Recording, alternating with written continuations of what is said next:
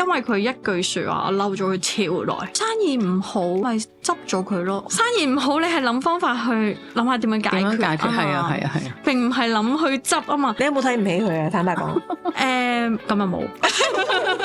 我覺得咧，可能懵下係幾好。我都唔知道我所有鋪頭嘅所有支出一個月係幾多。喂，老公，你可唔可以幫我？真係搞唔掂咯。生意兩公婆一齊做先會做得更加好噶。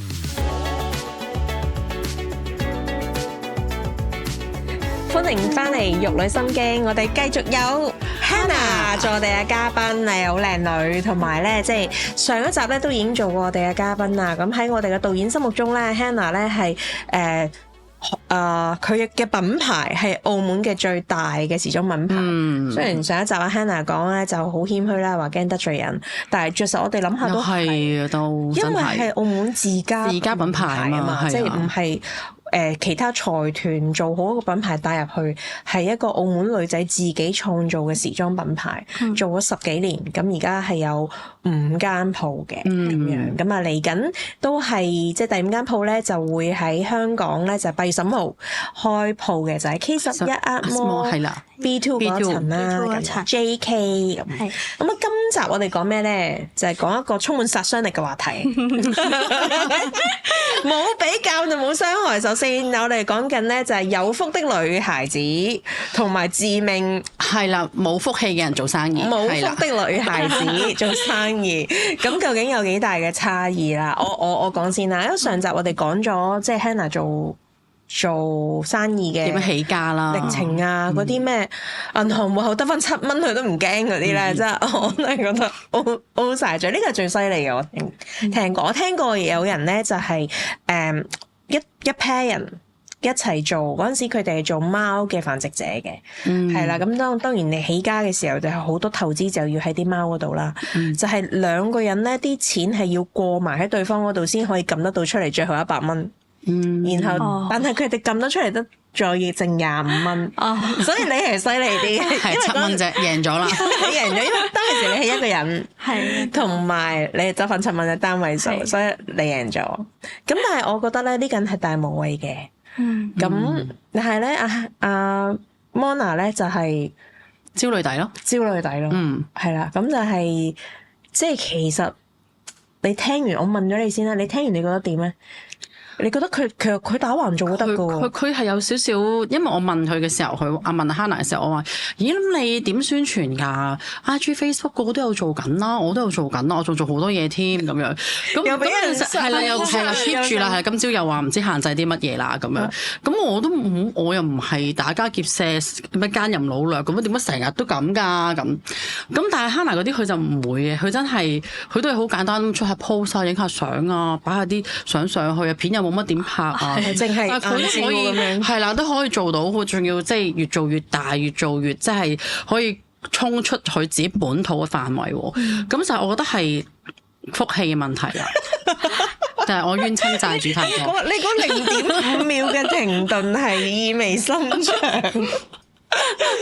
唔係，同埋佢最犀利嘅一樣嘢就係佢永遠都會超出咗佢自己嘅預期嘛。即係譬如話香港 pop-up store 咁樣，即係可能其實都可能商場都冇乜信心嘅，因為嗰個位冇做過時裝。但係你一睇到你係好有信心，即刻有個數諗到，結果你係超額50% 完成啊嘛！即係呢啲嘢咯，係啦，呢一個信念好勁。仲要係佢係而家香港啲人買衫都係好興係落好多嘅即係直播啦，跟住一係就可能揾 KOL 啦，咁Hannah完全冇乜點做呢啲嘢嘅喎，佢間唔中做下 promo 嘅啫喎，係啊，但係人哋都可以做到，仲可以衝出咗佢自己本土嘅範圍，即係珠海啦、香港啦咁樣，係咯。咁你聽到你覺得點？你心情係聽得點？我心情就係。我應該都係冤親債主太多啦，繼續去燒下業障，繼續要燒業咯，係啦，做多啲善事咯，唔係點啊咁。但係阿 Hannah 可能唔知阿 Mona 嘅故事，係你講下你啲辛酸事啊！我辛酸事啊！你嗰啲咩上年大年初一俾人買粉整你個 account 嗰單嘢，我就係我哋有冇講過呢個台？有講過嘅，係啦。咁所以點解我會開 podcast 都係因為咁咯。係咯，係啦，因為我唔想再靠 IG、Facebook 啊嘛，即係咁單一啊嘛。因為我嗰陣時已經係咁同佢講個條天線已經係咁發得好緊要，你要搞個人 IP， 你要搞個人 IP， 你要搞個人 IP， 跟住我不嬲都有搞嘅，但係就唔係，因為佢係而家係我連我公司同埋我自己本身嗰啲帳號都俾人封啊嘛。係啦，咁上年咪之前咧，你就係唔係好願搞自己嘅，但係你個人 IP， 你覺得搞緊個人 IP 咧，就係自己出樣拍緊公司片。嗰個其實唔叫，嗰個就已經叫做係啦，我覺得係。你覺得係，但係其實嗰個唔係叫個人 IP 嘅，未算咁樣啦。咁跟住咧，然後上年咧，佢係大年初一咧，佢嗰個 account 咧由萬幾粉咧，無厘啦人惡意買粉買到8萬幾。佢就目的就令到你可能 IG 去封你啦假帳號，Facebook 封你啦，或者可能佢就都影響你嘅流量啦咁樣。同埋你嘅廣告成本會高好多，係咪？係啊，因為唔準啊嘛啲。咁跟住之後慢慢就到今年幾月啦，我都唔記得咗。我係喺瑞士翻嚟5月啊，係啦。就已經又俾人封，直頭個 account 封咗嘅，封咗2次嘅都。跟住今朝即係攞翻之後，今朝又唔知 send 到個 message 話我個帳號就唔被推薦，即係唔會有自然流量咁。係啦，唔會有自然，成咁樣講。係啊，即係唔封你號，但係你嘅帳號再唔會有自然流量，只要係可以賣廣告。但係你嘅廣告應該都唔會推得出好多咯。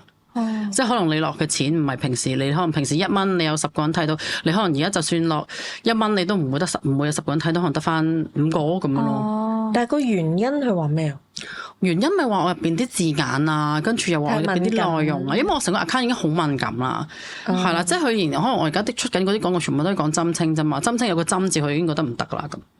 係啊。都話叫你叫鉗清咯，有改嘅，但係我而家用緊個 marketing， 佢都有再出啲針清嘅字眼落喺度，所以就係啦。咁佢都係佢話其實好多間佢做緊好多間都係咁，佢就叫我唔好咁擔心嘅。咁但係我自己另外一個係關於 medical 嗰個咧，我就已經係好多字眼都就執到嘅。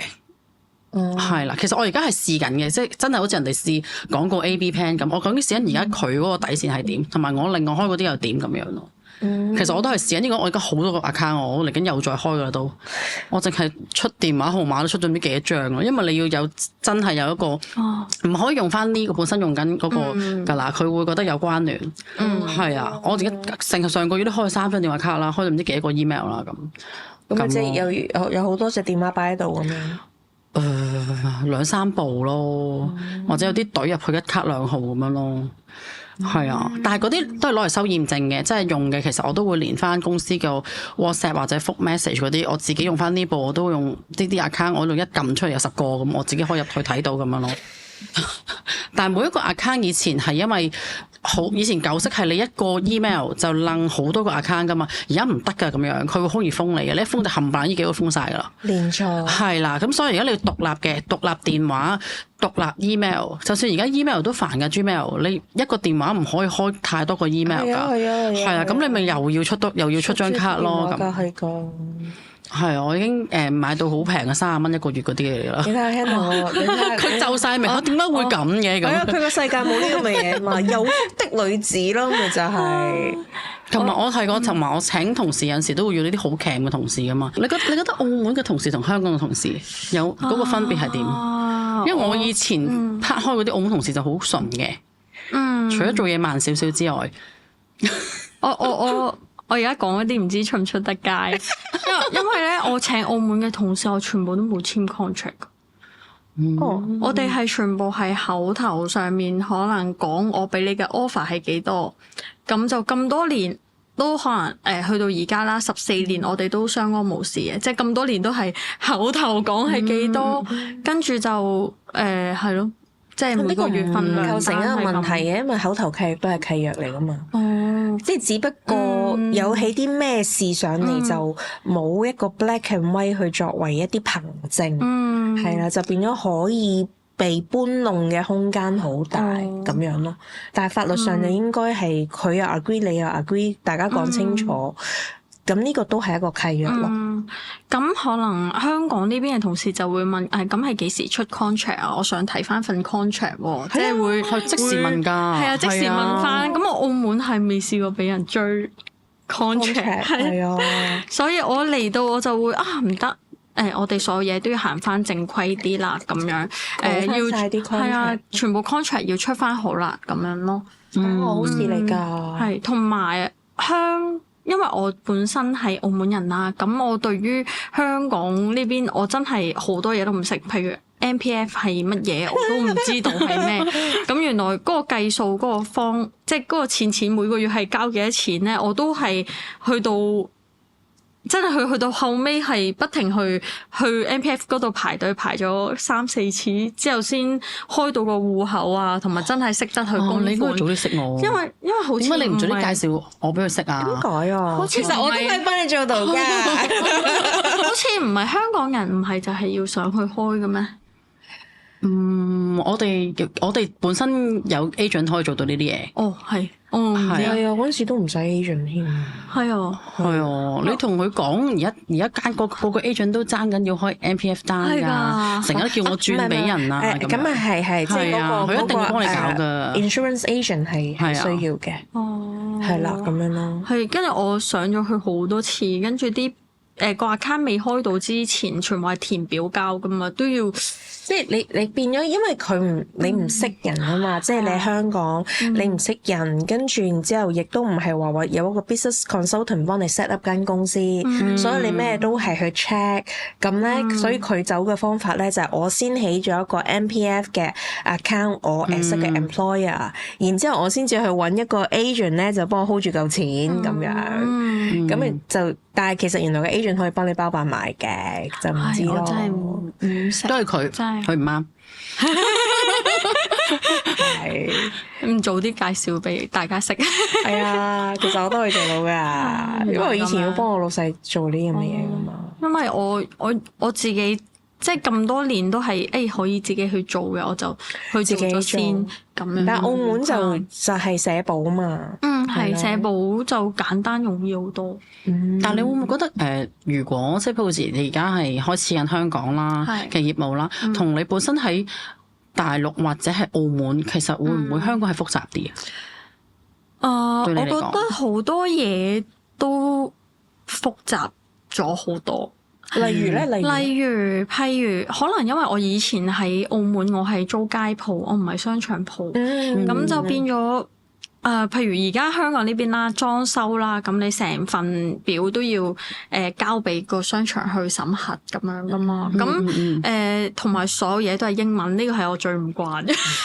係，跟住仲有就係佢嗰個收嗰啲佢哋卡嗰啲電子支付嗰啲碌卡機。係，因為澳門好簡單，你喺邊間銀行開咗戶口，你有晒公司 account 嘅話，你就可以申請到噶啦嘛。咁但係香港呢邊我就去問咗中銀定係冇嘅，即係佢可能係因為我哋個原因就係話我哋開 pop up 所以冇。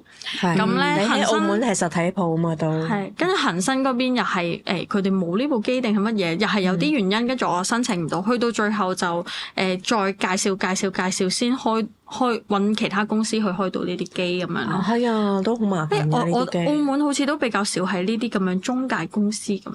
即係可能佢唔係銀行，其實係一個金流公司咯，即係叫做咁佢就作為一個金流平台，咁佢就有一個咁嘅機，咁都可以幫你碌到晒嗰啲嘢咁咯。咁佢就唔係一個金融機構咯。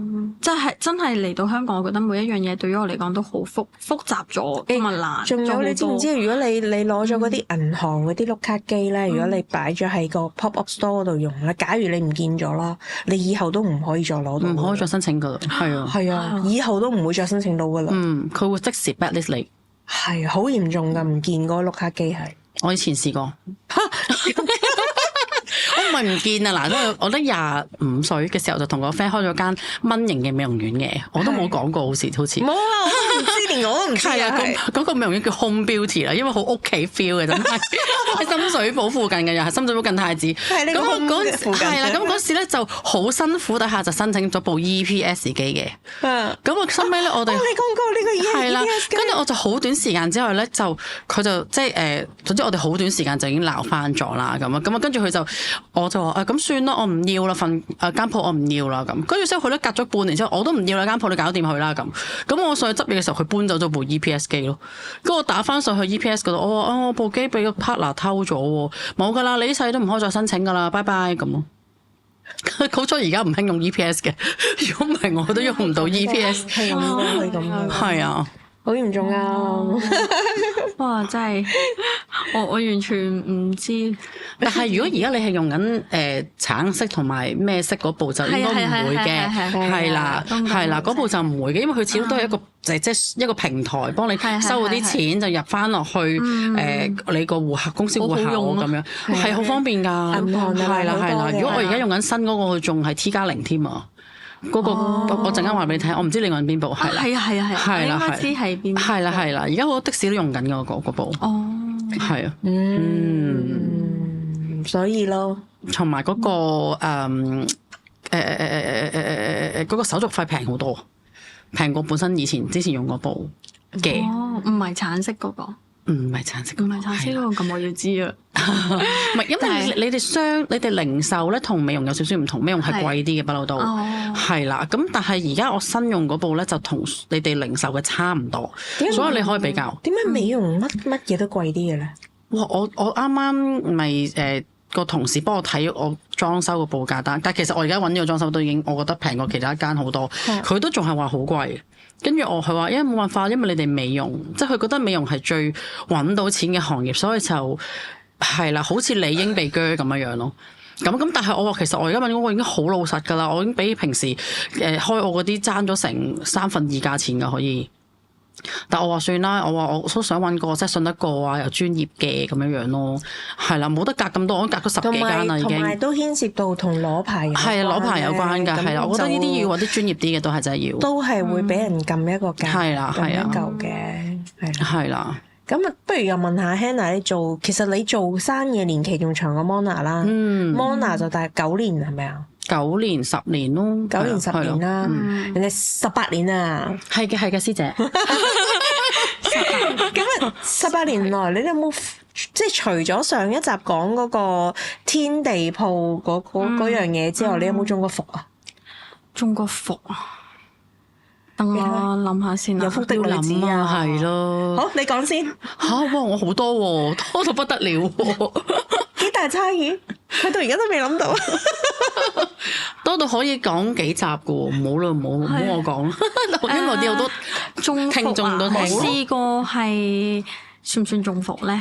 其實嗰間廠係我哋一直合作開㗎啦，咁佢就不停即係一直都 keep 住幫我哋做衫嘅。咁佢就話既然你咁樣，不如咧我哋一齊夾錢將個工廠開大啲啦。哇！服到不得了呢啲。譬如我哋一共有3個 partner，每人咧譬如夾50萬嘅啫。咁樣係啦，咁我哋3個咁加埋就150萬，我哋租一個大啲嘅工廠，可能2層嘅，咁樣可能下邊咧我哋係成個係車衫嘅區域啦，咁上邊嘅部分2樓嘅部分我哋係一個展廳，即係我哋設計好做好嘅衫，全部會放一件 sample 出嚟。去俾大家睇咁樣咯，係啦。咁點解要做個展廳咧？係因為佢想接外單，即係譬如可能而家有個叫咩啊青島嘅客人啦，佢過嚟睇咗我哋展廳，佢就可以直接喺我現場而家呢一堆衫入邊揀佢想要嘅版，我哋工廠就可以直接幫佢生產埋。但係咧問題係呢啲設計係我出嘅設計，而最後嗰個客係真係攞咗我哋嘅衫去賣啦，但係佢係一個款攞幾件，一個款攞幾件，但係佢嘅嗰個價錢咧，同我哋即係真係我哋係工廠出廠價係真係賺好少咁樣俾佢，即係相當於批俾佢去再去其他地方度賣，但係變咗用咗我哋嘅設計咯。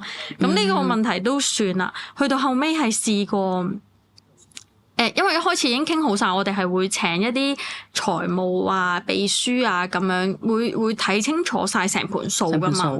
係，但係可能大陸咁樣請一個係大約7000蚊人民幣，咁佢就想慳咗呢筆錢，佢就話唔請啦。但係一開始係講明請噶嘛。咁佢講咗唔請之後咧，成盤數咪唔清唔楚咯，唔清唔楚佢就同我講話，冇問題㗎，我哋所有嘢咧都係報公司機入邊睇到㗎啦，你可以睇晒所有支出咧，就係睇呢個支付寶，全部都係呢度支出嘅。咁呢個咧就係買咩布料，呢個就係乜嘢支出，呢個就係乜嘢支出。佢咁樣講，我根本都唔知呢一批布係邊一批做乜嘢。係啦，咁樣嘅情況之下，我梗係想退股啦，我唔想再做啦，因為即係你真係有我真係做到呢件事嘅，入咗啦，都唔會發生清到買家嗰單嘢嘛。係啦，咁就真係我就想退股啦，但係佢就話你可以退股，但係就退唔到錢。但係我哋工廠咧而家做落嚟嘅衫，一共有幾多萬件、幾多千件咁樣啦，咁呢筆貨全部俾晒你，但係就1蚊都唔會退俾你噶啦。咁你考慮清楚，你要唔要退股啦？咁樣，反正我哋就唔會請財務噶啦。我哋要 cut 減開支，多餘嘅我哋全部都唔會請咁樣咯。係啦，佢哋覺得財務呢一 part 係唔重要嘅咁樣，因為佢話大家做生意講個信字，你睇到我個支付寶我密碼乜嘢你都睇到嘅，你都知嘅，你可以喺呢度睇噶咁樣，但係根本都睇得唔清唔楚。每一筆費用我好難花時間去係任佢講㗎咋，揾間嘢話喂，我今日買咗30萬樓咁佢就其實究竟係咪真係買30萬樓咧？同埋佢可能有啲支出我又冇問到咁細，咁佢可能係維修車，其實係佢自己部車壞咗，佢都入咗公數去維修。咁佢話因為佢平時都係返公司用嘅，嗰部車係佢自己私人嘅車。OK，係咁去到最後我就真係食咗批貨咯。係啦，咁喺你嘅內心世界，你覺得你有冇蝕啊？內心世界啊，我又覺得唔係蝕嘅，所以佢都係有福。佢唯一個眼睛轉咗咁耐，諗到呢單嘢，其實佢都係冇蝕嘅。因為我都係賣出晒嘅嗰批嘢，嗰批貨未賣出晒。但係我覺得咁，我呢批貨我攞咗翻嚟，我只需要有機會賣到佢咧，我都唔係蝕噶嘛。咁樣，咁其實我哋一直有賣緊嘅嗰批貨都就可能做折扣咁樣慢慢去賣咯。你真係好樂觀嘅，好樂觀啊佢。係啊，係啦，佢完全唔同我呢啲焦慮底，佢係衝出去做完咗之後先諗嗰啲嚟嘅。我就係驚住衝嘅，驚住做，唔理啊做啊，係驚啊做啊咁。我都好驚㗎，但係點講咧？太強大嗰個畫面應該係點講？我好想去做呢件事，咁我就會衝咗出去先。但係其實我老公係一個理智型啊，佢會話。唔得喎！嗱，你做呢件事，你有 A、B、C、D、E，呢啲係需要分析晒。係啊，呢啲係一個咩問題啦？你要分析啦，點樣？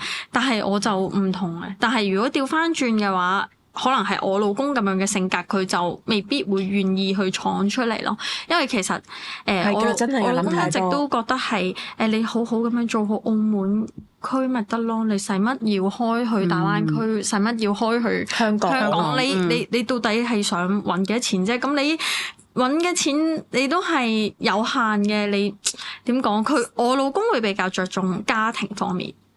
即係佢會想，其實我就由上集我已經想講噶啦，真係旺妻啊呢個男子，佢會好想，佢好 support 你啊，佢好 support 我，同埋其實佢係想有，即係應該重視嘅係家庭咯。佢覺得你應該要生小朋友啊，照顧小朋友啊，賢妻良母咁。係啊，你可能淨係澳門有公司，其實營運得。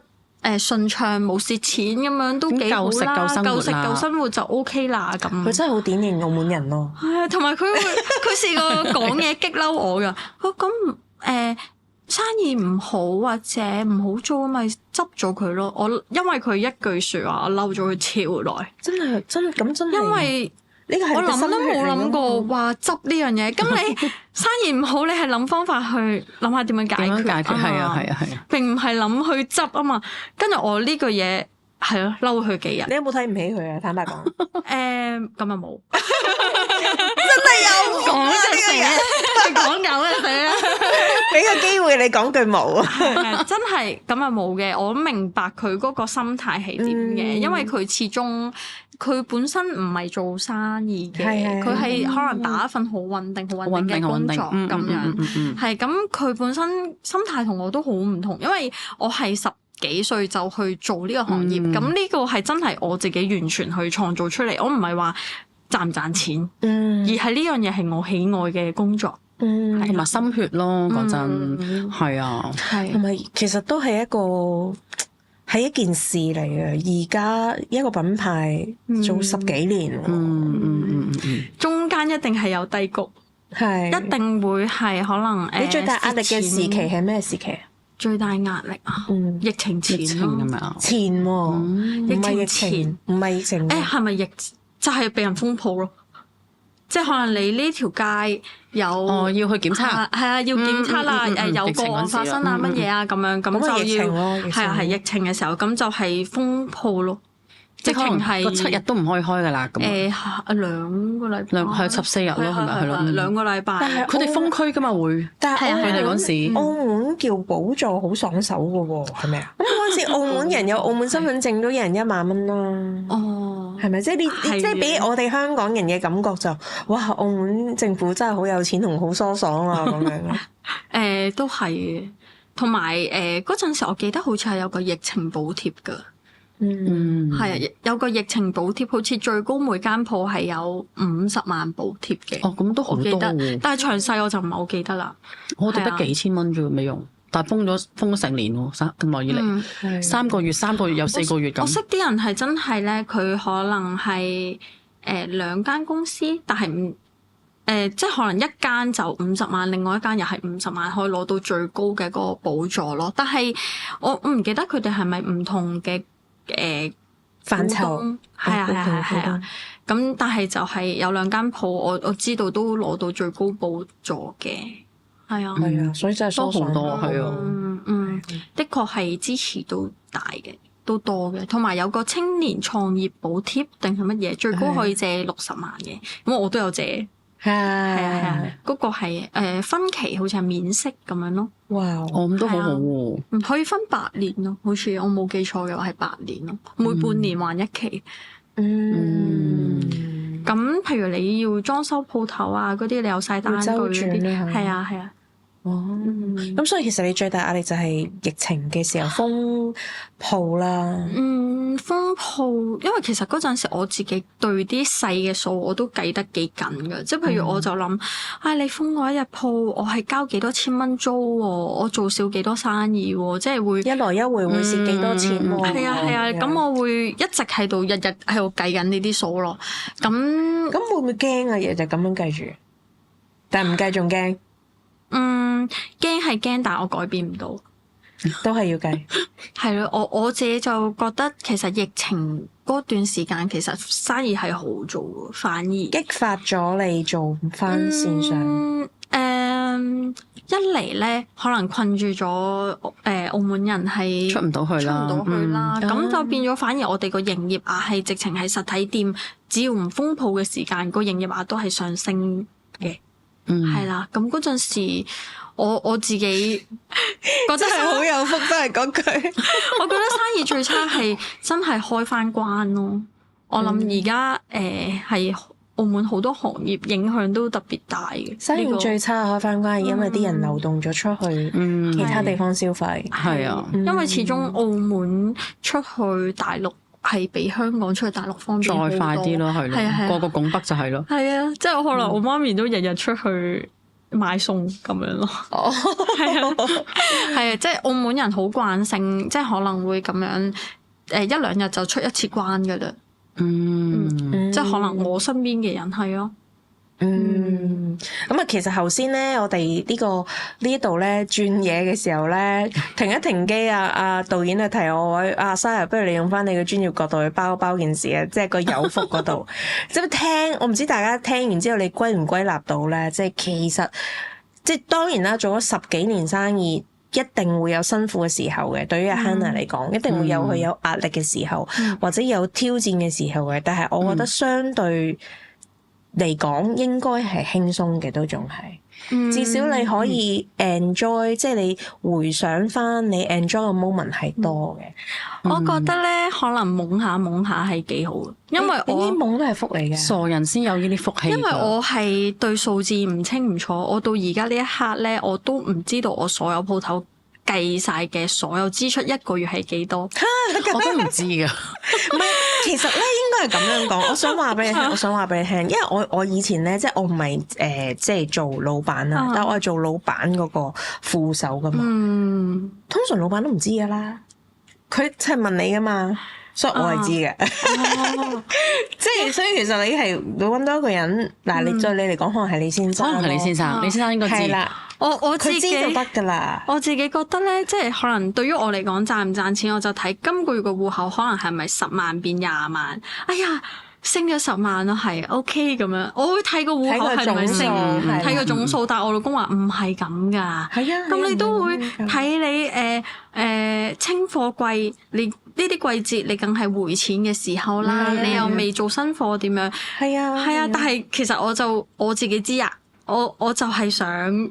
即係簡單啲咯，成件事簡單啲，我唔想諗到太複雜，因為我將成盤數你清清楚楚放喺我面前啊！呢間鋪租咧，每個月係20萬㗎啦，你而家敢唔敢做？嗱，你人工要請幾多個人先？你而家加埋每個月支出可能係10萬喎，人工淨係人工呢部分，咁仲有咩支出？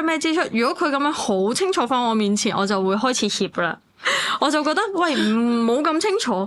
我自己覺得有得做我就去做咁樣咯。但係咧，即係首先我哋要宣稱下呢個僅代表個嘉賓個人立場，就唔代表我哋嘅台嘅教育嚟嘅。即係呢個做法咧，其實真係唔係人人都得㗎。你好似阿 Hannah 咁有福先得嘅。即係其實可能我哋本身自己即係off camera 我哋有傾嗰啲偈啦，咁啊知道阿 Hannah 其實本身出身都係有福嘅咁樣，咁但係即係當然我哋都唔係講緊話啲乜嘢個打拼全部都係自己嘅，即係都一定有付出嘅，頂多係一開始嘅時候就係阿家姐啲衫拿去賣咁樣，係呢個層次嘅啫。但係即係我想講嘅代表係啲咩咧？就係可能真係過往世啦，即係因為我哋都冇辦法知道具體，即係只可以大概歸納出，即係你咪有某一啲嘅特質，你就係有可能過往就係即係可能本身都係行開線嘅人，所以相對嚟講諗嘢比較簡單啲都可以，但係都無風無浪，咁你先可以繼續相信咁係行得通噶嘛。咁但係對於阿 Hannah 嚟講，佢真係行得通嘛？即係以呢一個理財嘅方法，總之我仲係睇銀行 balance 㗎咋。總之我多過上一個月咪得咯咁樣。咁對佢嚟講就係得咯。有陣時有啲人係佢順起上嚟就係打橫做都得㗎啦。係啦，打橫做佢個 IG 都係得㗎。係啊，但係你睇下佢即刻個人就頹晒啦，反到上外太空隻眼要。係咁啊，就即係究竟佢前世做過啲咩咧？咁啊真係。咁佈施咯，嗱出身好就佈施啦，簡單啲就真係唔講是非啊嗰啲會好啲嘅，真係做 IG 順啲，同埋真係做嘢 enjoy 啲咯，做嘢 enjoy 啲係容易吸到人注意你嘅，的確係，係啊，同埋即係好熱愛一樣嘢，你就會堅持去做，你都唔會覺得辛苦。但係就算呢件事有冇錢賺都好，我都會堅持去做咯。我真係有一期係真係個個月都係支出多過收入㗎。可能就係嗰陣時就係你先生同你講唔賺錢要執咗佢算㗎嗰段時間。係啊，因為當即係我覺得每一間公司應該有個陣痛期啦。譬如我哋公司要改革啦，我哋而家要做自家製啦。咁我哋一嚟，我哋可能係出幾多10個款，我冇理由或者出3個款、5個款咁樣。咁我肯定每個款我要做幾百件，咁我肯定嗰筆錢要壓落去先啦。咁就係呢啲位置，我老公就會好有壓力，因為佢本身嘅工作之前都係關於錢嘅方面嘅呢啲嘅。咁佢而家係咪全身全職係同你一齊做生意？係啊，我嗌佢，我話老公你可唔可以幫我？我真係搞唔掂咯。我話嗰陣時係結咗婚未咧？我哋一齊好快就結咗婚嘅。嗰陣時我話可唔可以，你可唔可以辭職啊？我話我真係搞唔掂啦。嗰陣時我係3間鋪嘅，但係我嗰陣時仲係飛緊韓國攞貨嘅，咁我係自己一個飛啦。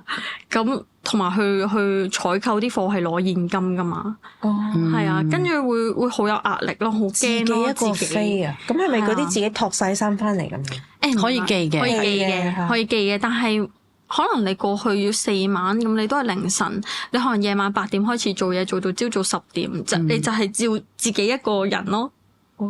就佢哋啲批發開夜晚噶嘛，係啊，開夜晚嘅，所以就會好孤單同埋都幾攰幾辛苦。係啊，即係自己，因為我又係啲好慳錢，每一個 kg 我都要自己 hand carry 到最爆嗰個篋。跟住你先至會寄，係我先會寄嘅。跟住可能1 kg 就係平時寄就係20蚊、20幾蚊咁樣啦。咁但係我都會一定要 hand carry 嘅，hand carry 到爆晒，稱到相機塞滿晒咁樣，我先其他先寄咯。咁我嗰陣時係全部都自己搬托，同埋去機場咧，一去就可能半日咧。都係自己一個，都拎住咁多嘢都幾辛苦。嗰陣時就我老公，你出嚟幫我啦，我真係搞唔掂啦。咁佢一開始拒絕嘅，驚，因為佢做佢嘅行業做咗10幾年嘅。同埋你話佢份工好穩定噶嘛？係啊，穩定。係啊，佢就會覺得會唔會 O 唔 OK 啊？都有啲風險喎。佢會覺得應該係一個人做生意，另外一個咧。就係打工會係穩陣啲，唔會所有雞蛋擺埋同一個籃。係啦，佢一直都係同我灌輸呢個思想，我就話唔係㗎，我話生意兩公婆一齊做先會做得更加好㗎，我又同翻佢講咯，係跟住佢，跟住佢又應承咁樣，只能夠講佢真係好有福咯，係佢有運，佢有福到，係可說服到佢先生，而且佢先生係真係幫得到佢手，係啊，學下啦。即係各有前因莫羨人，但係都係學習下，係啦，一定係有美德喺裏邊，做多啲善事，你就繼續去繼續消業咯，係啦，消業障同埋點啊？同埋咩回向俾你啲冤親債主啊，開多幾個 account。好多個 account 啦，而家已經唔係你嗰啲咩 account 咪擺晒啲描述欄嗰度俾人 follow 咯。好，等我整理好先，係啦。我要再開多2個新嘅要，因為我哋今集都好輕鬆咁樣傾咗40分鐘啦，傾咗好耐啦。咁我哋就都再一次好多謝 Hannah 啦，同埋再一次講多次咧，就8月15號喺 Hannah 嘅鋪頭咧就會喺 K11 Art Mall B2 嗰度咧開鋪噶啦，實體鋪，咁咧就叫做 JK 嘅，咁啊大家去買衫啦。多謝晒，記得過嚟支持，拜拜，拜拜。